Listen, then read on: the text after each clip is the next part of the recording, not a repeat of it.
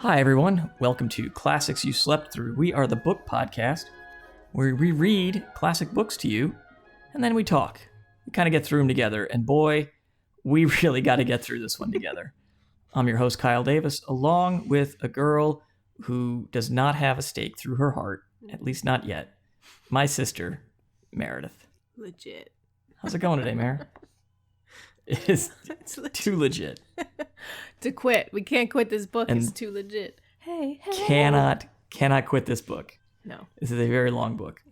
So our apologies up front that we have been so falling apart on this book. This is a long one, and we kind of bit off a little bit more than a single month. Promise it'll get fixed for next month. We've had a lot of craziness going on. We got our parents moved into a new house. Yes. That's a big deal. It's a big deal. They need help. Mom, you need help. She listens. She needs help. I know, she does. We moved them, checking on them, making sure they're good. Plus regular life. I went and I blew all the leaves yesterday, day before. My pants smell like gasoline. It's great. Plus Halloween. Plus children. One of mine is screaming right now. Plus it's election season. That's a constant state for you. Yeah. It's very crazy. It's all going to end this week. In one way or another. You know, no spoilers if you're listening to this after. Yeah, no spoilers because it's Monday. We can't spoil anything. It's Monday. Exactly. We can't spoil it. It's Monday. Yeah. But I tell you what, we can spoil. We can spoil the end of the book of Dracula by Bram Stoker because that's what we're reading. That's what we're talking about today. In fact, we are doing chapters 15 through 20. And you might say a lot happens this chapter section, and you might say not a lot happens. We learn a lot, and we get ready to do a lot, but not a whole lot. We do a little bit. We do a little bit. We do a little bit of beheading. Okay. We do. Always fun. All right, so why don't we get into it? Let's do it. So we're going to pick up in chapter 15. At the end of 14, Dr. Van Helsing has just revealed that it is Lucy who is the Bloofer lady. She is quite Bloofer, and she is attacking children in the area. Just not killing them, just sucking their blood. She's not killing children. Just sucking their blood. Yeah, just a little bit and then discarding them. You can't kill the cow. You want to drink the milk, right? So you got to keep the supply rolling here.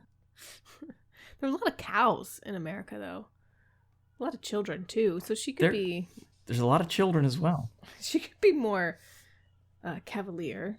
Is that the right way to use cavalier? Just eat one once in a while because there's plenty more where that came from. So many. Well, I guess you don't want to get found out. I don't know. Well, Van Helsing proposes that he and Dr. Seward go and visit this child who's been attacked.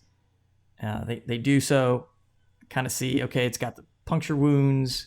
It's the same kind of MO as before. And then Van Helsing says, hey, we got to go off to the graveyard. I want to show you something, Seward. Let's test my theory. Seward's fighting him he, on of course, this, is aghast at this. Yeah. Yeah, mad. Well, it's aghast. You want to go in and desecrate sweet Lucy's grave. Lucy, woman of all women. Who he wanted to marry. Most wonderful. He wanted to marry. She said no. So why not? But they get there. Grave? Well, we're going to get Just kidding. Your spoiler alert, save the necrophilia for another chapter or two here. God. But we're going to get to the graveyard. They're going to go in, and Van Helsing's going to open up this coffin. I was kind of curious about British burial procedure here. He has to cut through a leaden box, right? Which is inside the wooden coffin. Like we don't do that, do we? It's like a coffin in a coffin in a mausoleum. It's like a yeah. As if they were worried someone was going to get out. So do we have any undertakers in our listening audience, our vast listening audience? If you're an undertaker or undertaker adjacent, let us know. Do we in America put people in leaden boxes inside the...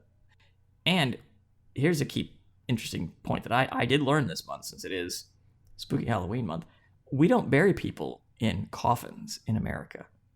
We bury people in caskets. Oh, legit? There's a difference?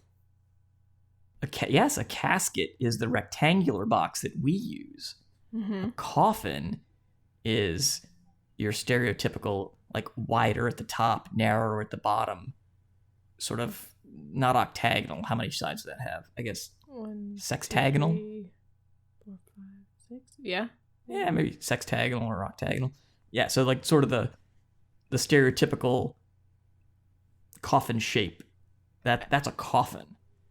And apparently I guess they use those in Australia, or so says the YouTube video I watched. Interesting.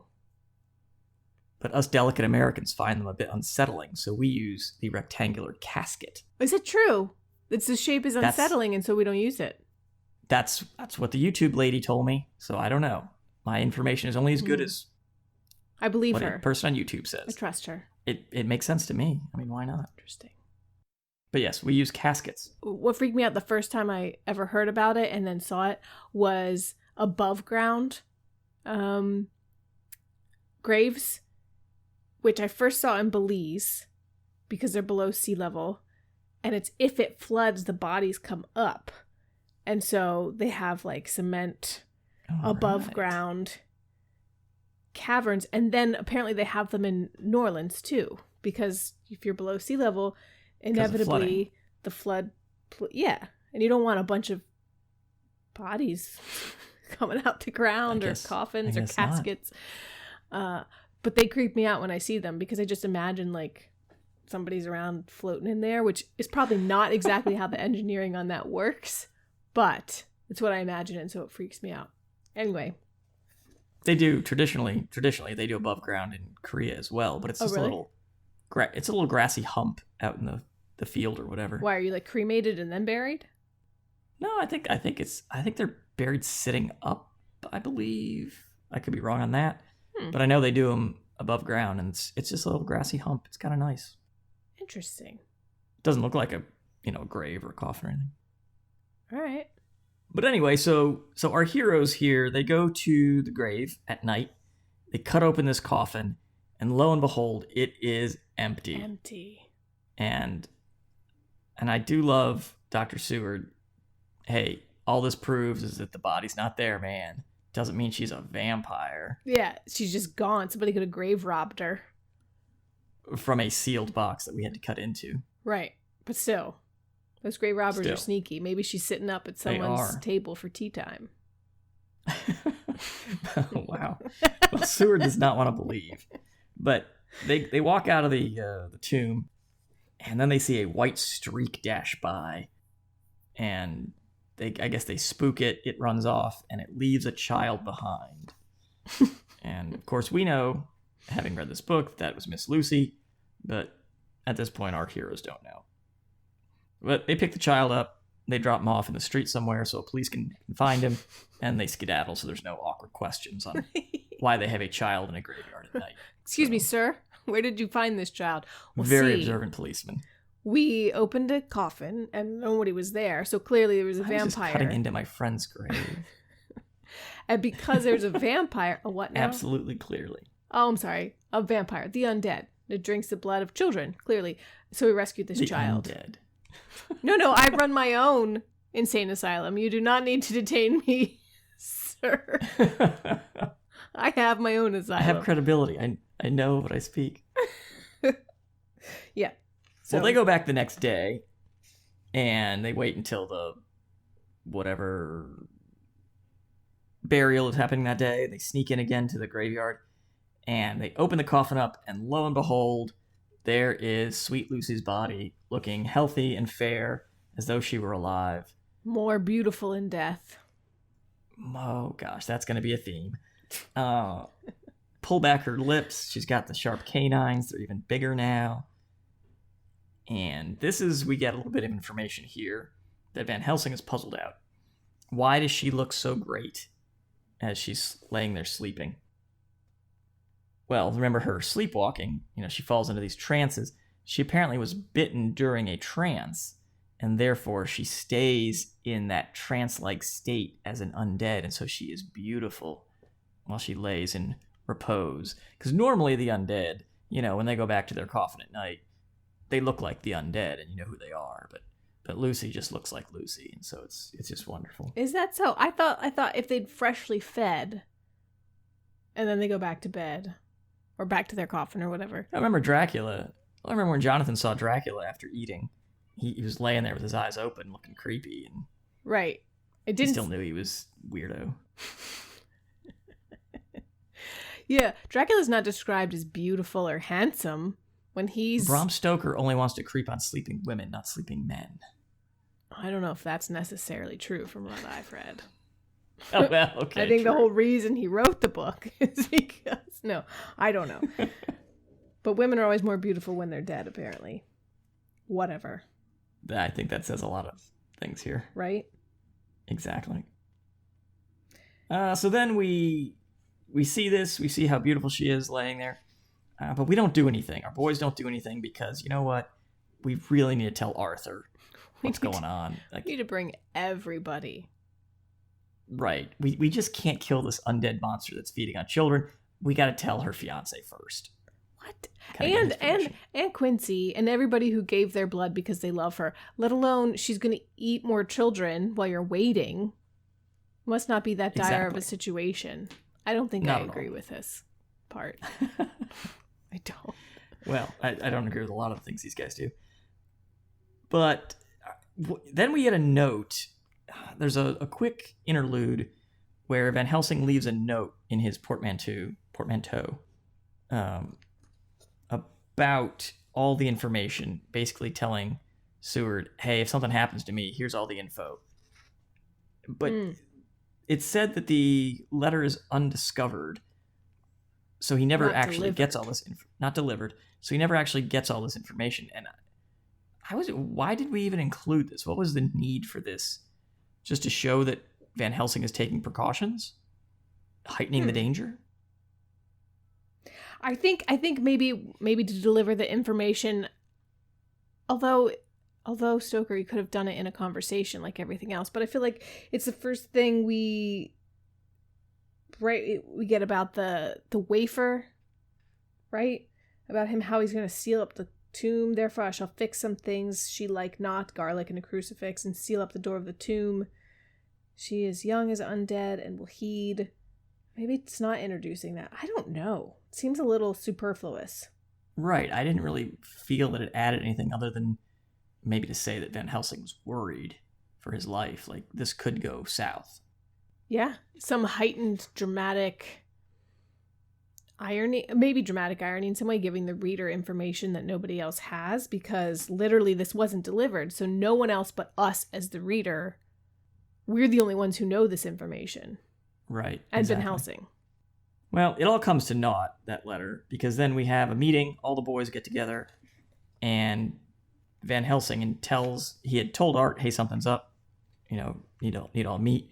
But then he gets there, and slowly Van Helsing kind of reveals stuff to him.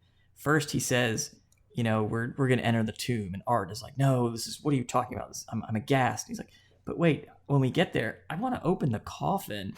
And Arthur is just, what are you doing, Van Helsing? This is just out of the norm. This is beyond the pale. He says that she's undead, and I can't believe you expect me to believe this. And then finally he says, oh, hey, and Art, by the way, can I cut her head off? And good old Arthur just loses it. He's outraged. But Van Helsing has a trump card. He says, Art, I gave her some of my blood too. I really care about her. And that calms him down, and he goes along with the plan.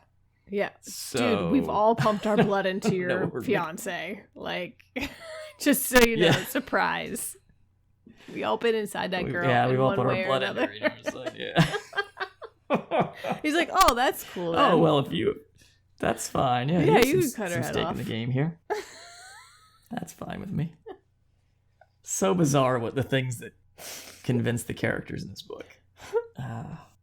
For the manufactured tension of, let's not tell everybody everything that we know. Well, that takes us to chapter 16. And our little Scooby gang now goes over to the churchyard, and they find the coffin empty. And this is where, I guess, the letter when Van Helsing said, I'm going to prep some stuff. This is where we find out what he was prepping. Right. So he's got some communion wafers. Mm-hmm. And, he kind of waves it off as, I've got an indulgence. Don't worry. Like, I've got a get out of jail free card on this one. I can steal this stuff. Is that what he And did? He uses indulgence to steal wafer because we talked about indulgences with the lady in black in The Awakening. Right. And she really wanted to know, like, could I use my indulgence outside of Mexico since it was given to me in Mexico? Like, what did you want to do, lady in black? Exactly. Desecrate a grave? I don't know. But so he's got indulgences to use the host in this way? Or to take it, maybe? I mean, we're not Catholic, so can only Catholic priests handle the host once it's been consecrated and blessed? I don't know. I know at Grandpa's funeral, Mom's dad, I chewed it and I got like an elbow. I was like, don't chew it. And I was like, well, I don't know what I'm doing. Oh. I was raised Methodist. I don't know. I can't crunch on this? No, you just have to let it dissolve. I was like, oh. Really? Oh. Okay. I wasn't even supposed to take it, technically. You're not Catholic. We're not Catholic. That's true. But I didn't know what else to do. I mean, maybe that's it, because he's going to desecrate it. He's going to crush it up. Yeah. So Fair. he does so. He crushes it up into some putty, which he uses to seal the door of the tomb. And again, weird things that convince our characters. They say, oh, this guy is doing something so egregious, so heretical by crushing up and taking the communion host in this way. It must be serious to him. So we trust him implicitly because of this. Because he's acting so crazy. Right, he's risking his own soul's damnation, so he must be good. So he seals up the tomb, and this works because they then see Lucy in the graveyard, and she cannot get into the tomb. Because they open the coffin again, and to everyone's horror, except for Seward, well, even Seward, but Van Helsing expects it, it's empty. Right, it was empty. Right, they went in and saw it was empty, and then he sealed up the tomb so that she couldn't get back in. And they see her, and she's got a kid with her. And as soon as she sees Arthur, she just throws this kid away. Like, whatever. Doesn't need this. I've got bigger fish to fry. And so then she goes into her full-on, seduction mode. Like, ooh, come to me, Arthur. But Van Helsing, with his crucifix, steps in and, fends her off. And now she's caught. The men in this are not like the men in the movies, because vampires, and even women, but vampires are very seductive in the movies, and it always works to their advantage. But here, Lucy tries her best with her voluptuousness, her voluptuous wantonness, and Arthur's like, ugh, I was disgusted, and I hated her. Well, it was working. He was moving towards her, though. It was kind of working. I mean, Van Helsing had to step in. Yeah, I guess. There was something diabolically sweet in her tones. Arthur seemed under a spell. Oh, I guess you're right. He opened wide his arms. But then it turns to hate rather quickly. I guess once Van Helsing steps in and breaks the spell. Once Van Helsing, yeah. Yeah. Once he kind of turns her. But then she's stuck. So he's got the crucifix on one side of her. You've got the sealed up communion host on the other side, and she's kind of like bouncing between two magnets there. She can't go anywhere. She's trapped. So they kind of crack the putty a little bit, and she's able to slide herself through the tiny little crack in the door to get back into the tomb. Then they go inside. She she doesn't turn into mist, but she like travels in the moonlight or something. We learn that right. later They don't say it, right? They don't say that, but we learn a little bit that Dracula has this mist power and can travel on moonbeams or moon dust or something. So then they go into the tomb, and now they open the coffin, and she's in there. And he asks Art for permission to do what he wants to do. And now he agrees. So they seal the tomb back up when she's... Oh, wait, they're not going yet. I'm sorry. They let her go into the... He asks her, hey, now do you believe me? He says, yes. She goes into the tomb, and then he seals it back up and says, okay, we'll come back later. I don't know. I guess because it's nighttime and she's powerful, they don't want to deal with her now. So they're going to come back the next day. So then they come back in the daytime, the next day, and they find her body in the coffin. And Van Helsing lays out all the stuff he's brought and says, Arthur, you were her beloved.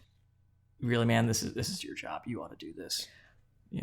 That is the most ridiculous thing I've ever heard. Because you love crazy. her. And later we'll see, it's like the person who loves me most must destroy me. Or they bestow that honor? Like, what? Yeah. I mean, they do see it as freeing her soul to go to heaven, I guess, you know, because they're religious and they believe that they're setting her soul free from the evil that it's in. So he's doing her an honor, but still. It's a little weird why they're making Art do it. But he goes after it, man. Like, he doesn't let up. He's hammering like Thor, they said. My God. I mean, I don't know. Thor has a hammer. I think they were looking for more like Vulcan, who was the actual Norse armorer, who would actually be hammering on something. But I digress. But so He just has. so he's got a stake, right? But this thing has a hammer and a stake. This thing's not like, he's got like a pole. This is not like a little tent peg that we think of in modern vampire lore. This is like a large thing that they're like really putting down in there, because later they cut the top off of it and leave it My God. in her. So this is a rather large thing that they do. And, you know, she is like writhing and spurting blood and just, this is a gruesome scene. And once it's done and the vampiric body stops its convulsions and contortions, Van Helsing says, "Oh, okay, hey, Art, now you want to kiss her? You can kiss her now." Van Helsing's a freak, man. He's a little weird. He's like, hold on, I didn't hit play yet. I want to record this. Oh, kiss her on the lips, Art. Kiss her real good. And he does. He bends down and he kisses her dead lips. God. And, you know, she's got this giant stake in her heart, just covered in blood. That's, anyway, I don't know. Art's kind of out there, too. He's just like, yep, okay, I'm going to kiss her. Well, after he kisses her, Quincy gets him out of there, and then Seward and Van Helsing, they finish the job. They cut her head off and stick a bunch of garlic in her mouth, and then seal the coffin back up. So why is this necessary? I don't know why Art had to be the one to stake her. Yeah. Right. Why did he have to stake her if They're Van gonna do Helsing the other and part. Seward are like, okay, hey, we're going to cut the head off. Right. Now, why do they have to cut her head off and stick her mouth in garlic? Because they've staked her. So it's like a 3-part process that Van Helsing describes to give a vampire the true death. The stake, the head, the garlic. In modern lore, garlic doesn't do anything to kill them. I'm thinking it's like just overkill. I'm thinking it's just overkill. Like they're just covering Like, all their bases. Literally overkill. But He brought an industrial shredder that he's going to stick the rest of the body in. like, could a vampire live without its head? Like the Headless Horseman in Sleepy Hollow or something? Like, if you just do one of them, that's not good enough? I mean, I don't know. We're going to have to look into it. I don't know either. I guess. I mean, my only basis of comparison is I just watched the pitch meeting for the final Twilight movie, and I mean, they were cutting heads off in that, so I guess. Why did you watch that? What? I'll show you. It's a web series. It's good. Pitch meeting. They're funny. They're on YouTube. Go watch them. All right. So then Van Helsing reveals the next part of their quest. And they've killed Lucy, but hey, they got to go after the big guy. They got to go hunt Dracula down, or else it's gonna keep going. You know, at this point, Dracula's in London, right? And so they want to go kill him because He's in London, yeah. Because he's in London, and he's still a danger to them, right? Because technically, Lucy's gone. He's got no pull on any of them. They're just going to kill a monster, like, for the good of mankind, right? Right. Okay. That's my read on it. Because we haven't even gotten into, because the Harkers aren't really part of this yet. Like, right. They're tangentially related because Lucy and Mina were friends, but... And Harker was at Dracula's castle.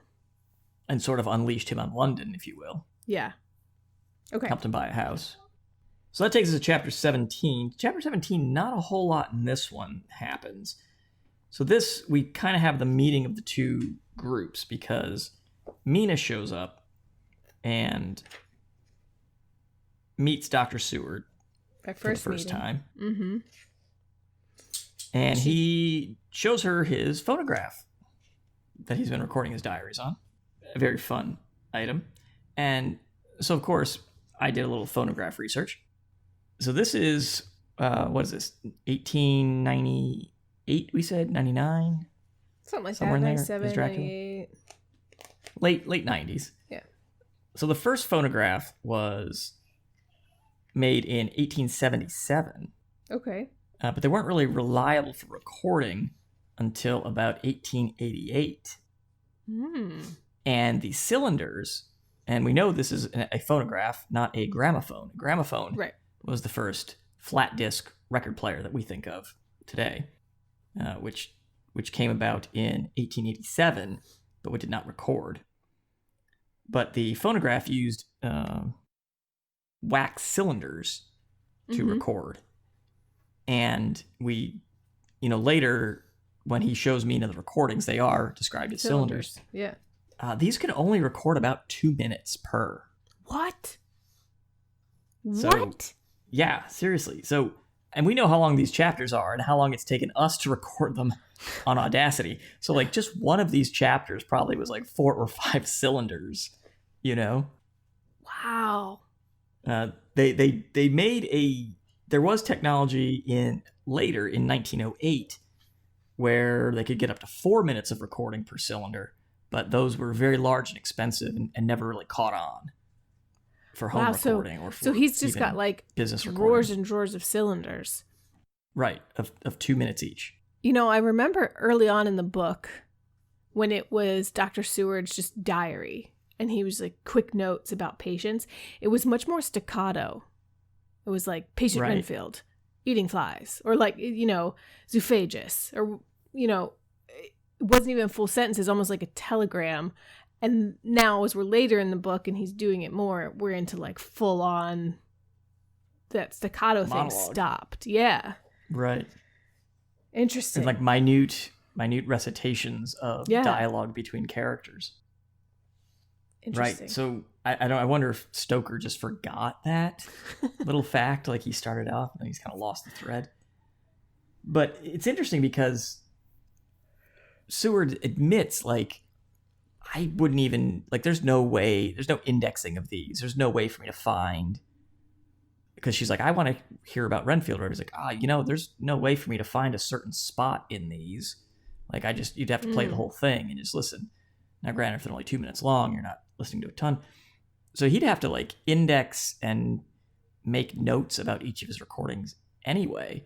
But then he also does fully admit, I never really thought about how I was going to go back and listen to these later.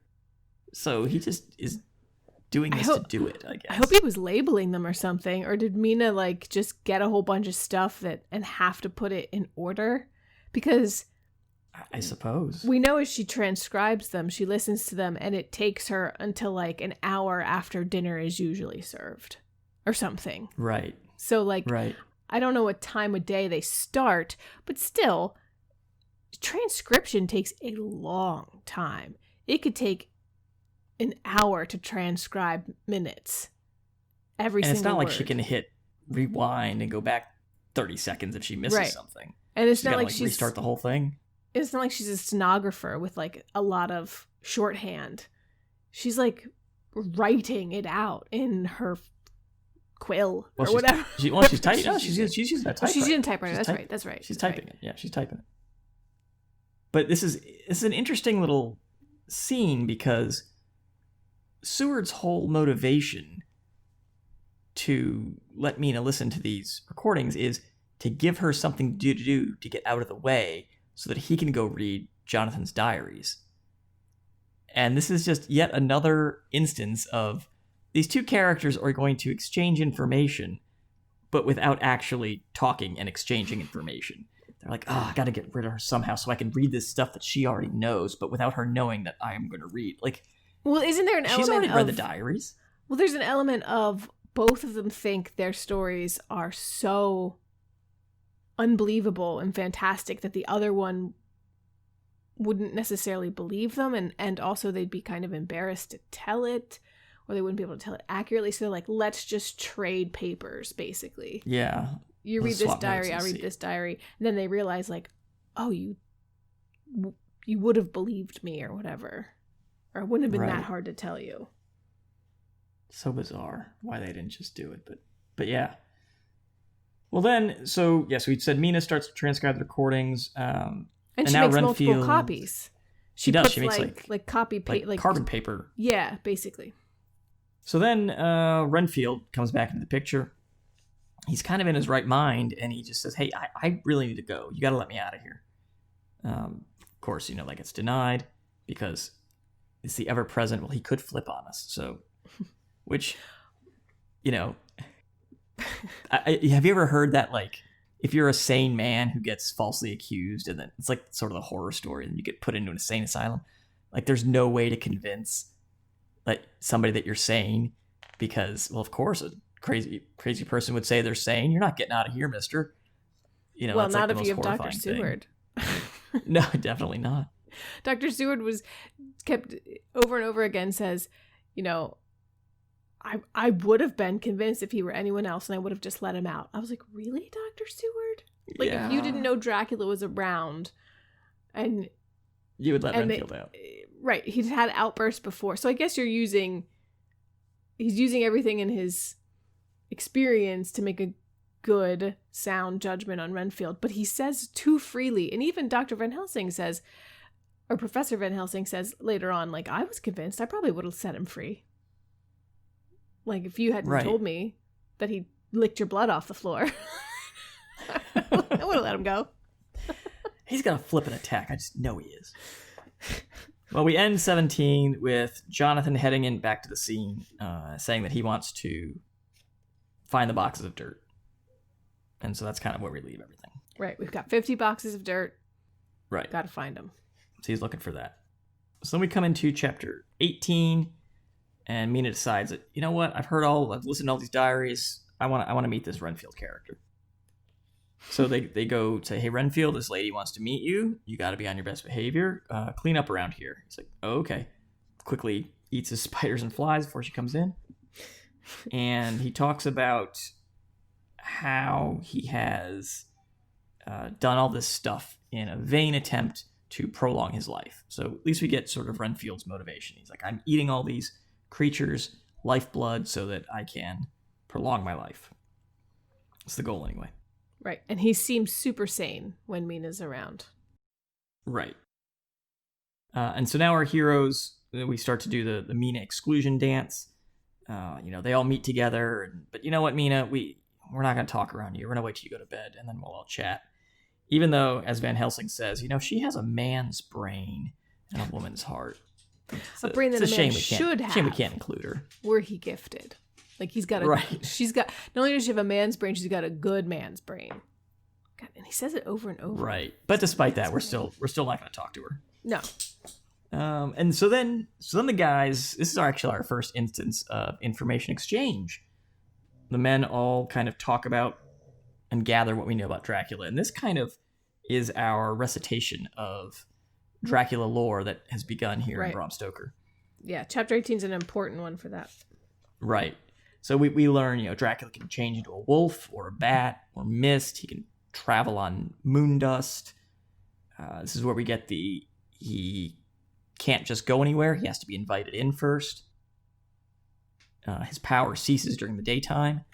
I think you had mentioned on an earlier podcast, we don't get the sunlight harming vampires. He's just a regular dude during the daytime. And if he's a bat when it's day, he has to stay a bat.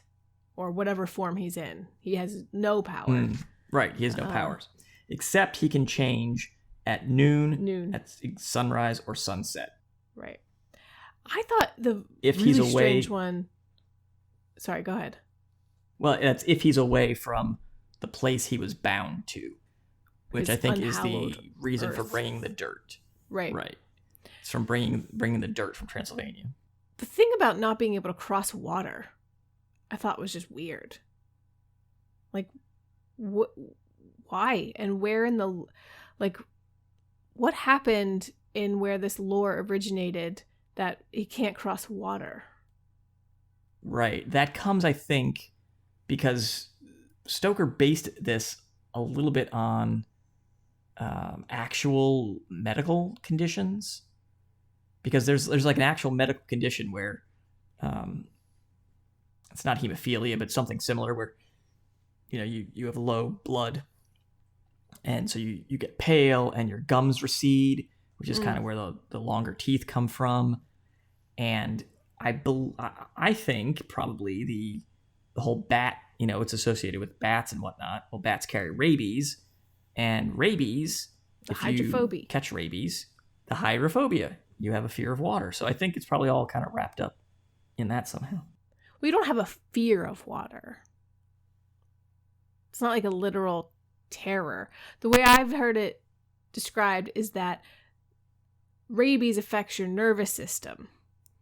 And so there's a lot of involuntary things that start to happen when you want to take a drink or you're thirsty. And you can't control them because of the rabies.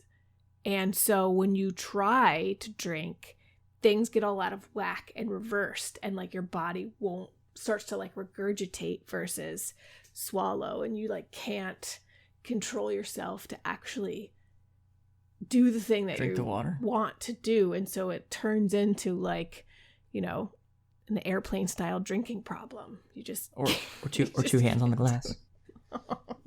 Presidential two hands on the glass. So yes, that could get interpreted as a fear of water, I suppose. Yeah, in the olden yeah. times. So, but we also get the aversion to garlic and sacred objects, as well as being killed by, he calls it a sacred bullet. You know, we obviously make that, you know, a silver bullet nowadays, but I don't know what a sacred bullet is. Is that the priest has to bless your ammunition? And then you've got the stake in the heart, the cutting off of the head. And then they also mentioned the wild rose. That's weird. So you don't like flowers if you're a vampire? Well, that keeps you in your coffin. You put the wild rose on top of the coffin and it can't move. Like, why would that be true? Maybe it's something, from the old country. Wild roses were rare to find, so they held some power. All right. Kind of like four-leaf clovers. I mean, they're actually not all that rare, but because you can't find them, they are attributed to good luck. Yeah, but not like immobilization. Like good luck is still kind of like arbitrary and up in the air. This is very specific. The wild rose immobilizes you. You can't pass the wild rose. And so then we get our conversation interrupted because Morris decides to shoot at a bat that he sees. So American. And the bullet kind of ricochets around. He's very, very American. Like just gets up rudely. Sorry, had to shoot a bat. Is this the chapter that we get kind of the recitation of everybody's sort of skills, and the skill that Morris brings to the table is from Texas. That's it. That's the extent of his like superpower. Because he congratulates Morris on his state joining the Union, and maybe someday America will rule from pole to pole. So good job, Quincy. You are from Texas, and that's all you got going for you. That made me think about like if Texas just joined the Union, do they have an accent yet? Or is it been Surely, like right? Land that's been inhabited for a while, for years and years, and sure, culture's been established there and they have accents. Yeah, it was a territory before it was a state. Okay. It was also Mexico before it was a state. although in defense of our horrific recitations, 100 years ago, 120 years ago or so, the accent would not have been as pronounced, I don't think. Like, linguistically, our regional accents have become more pronounced as time goes on. Oh, really?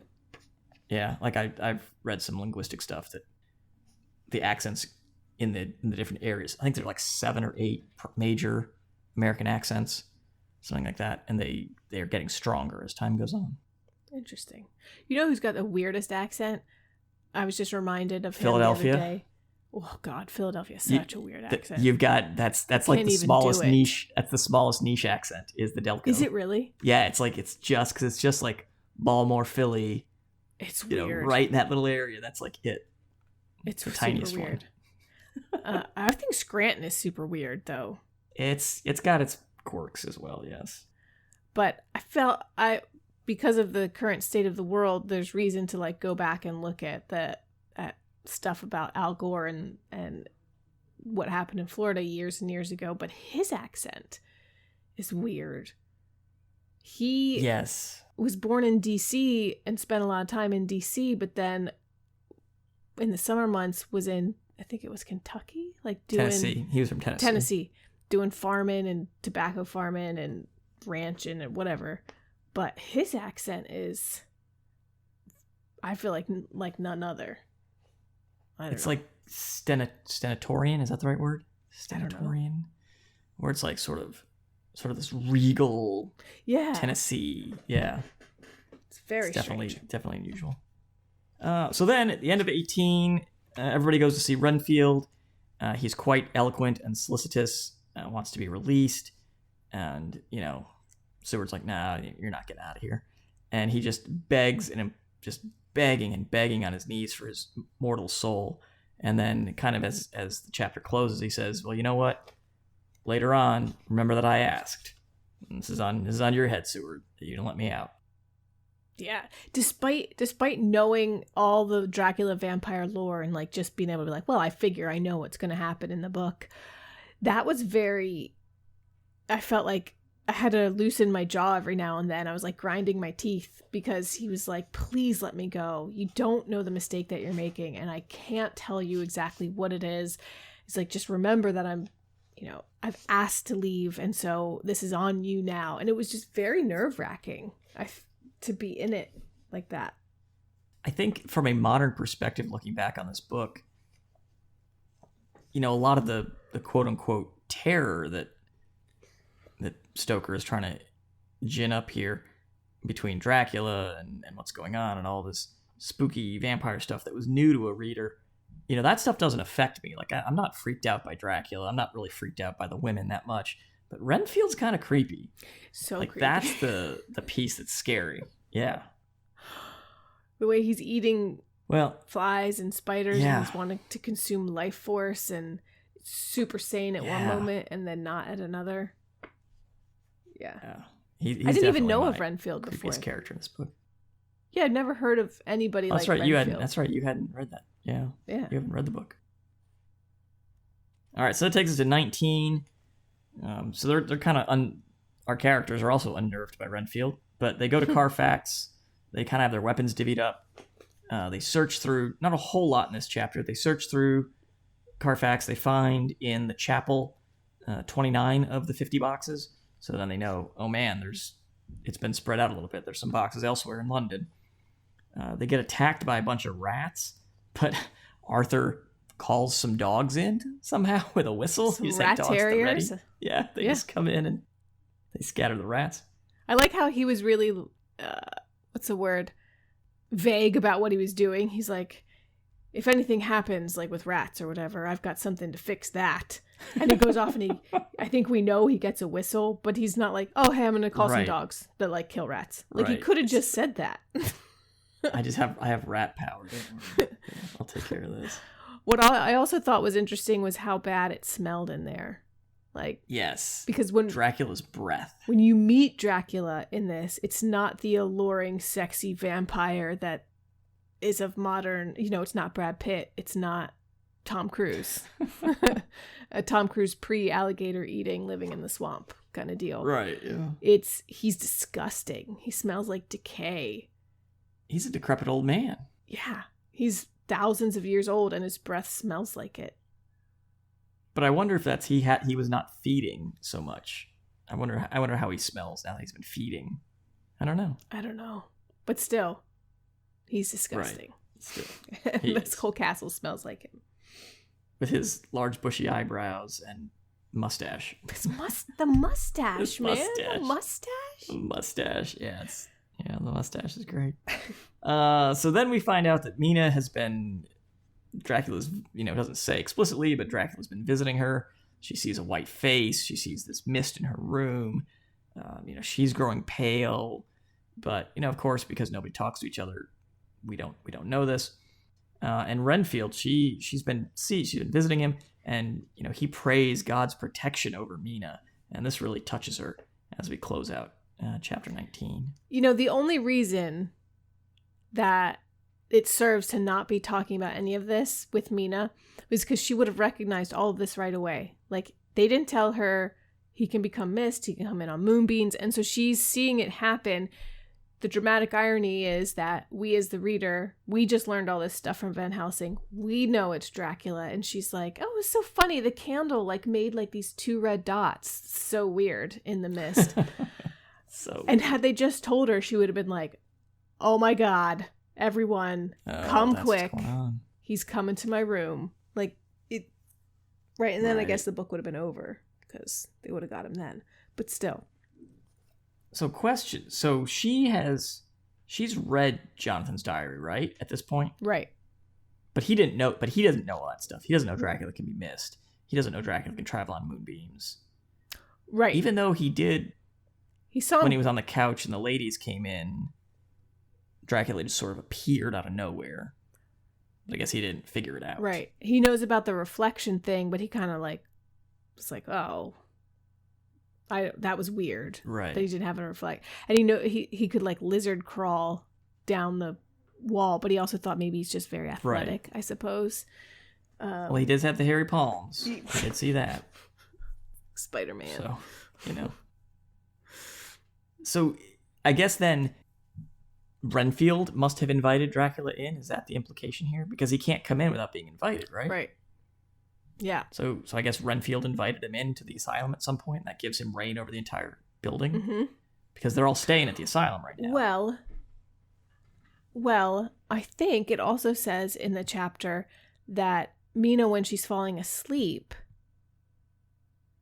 she's in this weird trance, and in her dream she remembers seeing someone at the window with a very earnest and imploring look, as if they wanted to come in. So she lets him in. And then so she might have let him in. Yeah, and then when she wakes up, she's like, oh, the window's open.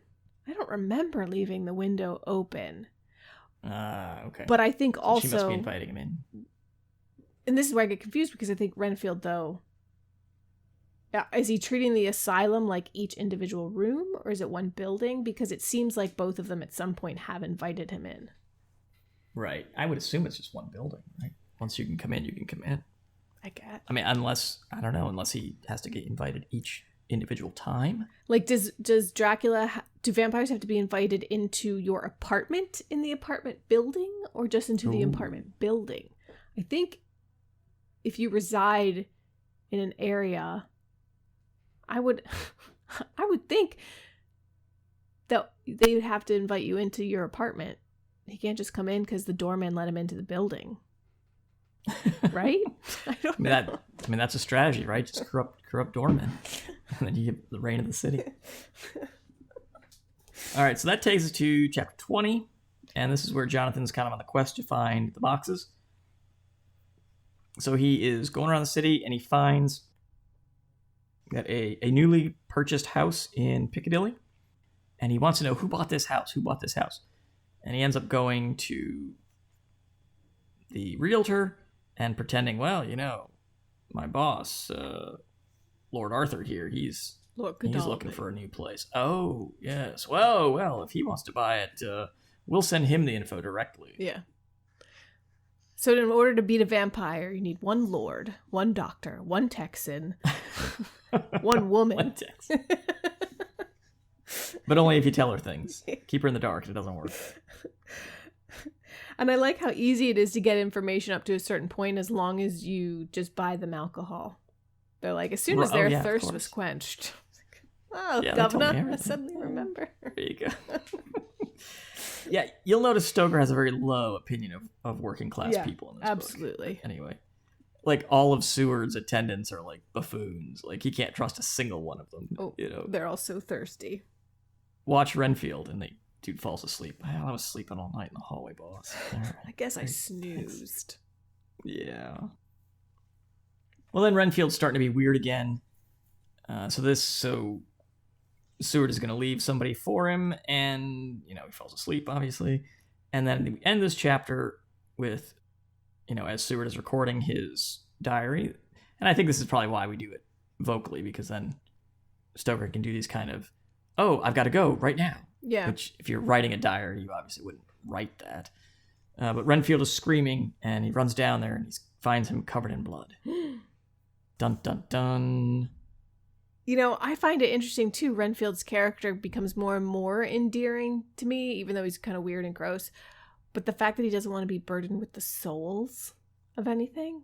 He just wants to consume their life force. But then the idea of but you're responsible for the fly's soul. And he's like, no, Do flies have souls? I mean, now we're getting into He really, really doesn't want to be responsible for their soul. I don't know if that's out of that's too much responsibility, or I hadn't considered they had souls, or he's actually religious, as most people are or were or whatever. And so consuming their life force to continue to live is one thing, but then to contain their soul or not allow their soul to move on, that would be an egregious offense. Too much for him. Yeah. I don't want their souls buzzing around me. Buzzing around. That would just be annoying. Yeah, maybe that's it. Thousands of flies. Fly souls. Exactly. Get out of here. So that takes us to the end of chapter 20. That's the end of this section of the book. And for next time, Lord knows when next time's going to be, because this is a long read. But we're gonna finish it this week. Yeah. Inshallah. As long as my tech cooperates. Oh my goodness, yeah. You don't lose any more chapters. But we are going to finish the book for next time. So please, if you're reading along with us, go ahead and finish. And we've got a good treat, and it'll be much more manageable for next book, I promise. So let's finish off the book, and we'll get that episode out to you probably later this week, Thursday-ish, Friday-ish again. And we'll be back in your feed to discuss it on next Tuesday. So, if you're enjoying the podcast, enjoying what we do, why don't you head over to Apple Podcasts and drop us a rating and a review. Maybe tell a friend or two. If everybody listening to this podcast tells one person about this podcast, that doubles our listenership. If they tell 2 people, that triples our listenership. That's math, folks. So we should start bombarding them with vote texts. Listen to our podcast. Grab 3 of your friends. Make a plan to listen to the podcast. Exactly. Because now that election day is going to be over this week, you have to have something to who's going to motivate you to get out there and do something. So spread the word of our podcast. We've got books upon books now to listen to, all free of charge. Just download them to your favorite podcast app. So you can follow us on social medias. We've got Twitter, we've got Instagram, we've got the Facebook, all at CYST Pod. That's called consistent branding, folks. And you can even hit us up on email, cystpod@gmail.com. And sadly, none of our listeners have sent us an email. So after our challenge, badger accepted, of course. But from our, hey, under 25s, do you use email? I guess they don't. I guess they don't. The verdict is in? I don't know. I suppose it's been 2-3 weeks now. I don't know. I've got a 26-year-old in the house right now. Trying to prove it. My son's sitter is 26. I should ask her if she uses email. Does she use email? Yeah. She'd be like, what? But she's not under 25. Oh, that's true. She's 26. So she might know what email is. Okay. Yeah. Fair enough. All right. So anything else on this section this week, Mare? No, let's do it. Let's kill Dracula. Let's find out what's happening next. That's the next thing. Final boss. This is it. So that's it. This has been Classics You Slept Through. So if your homecoming dance is virtual, do you actually have to ask somebody to go? Let's ponder that. All right. We'll see you next time, folks. Peace.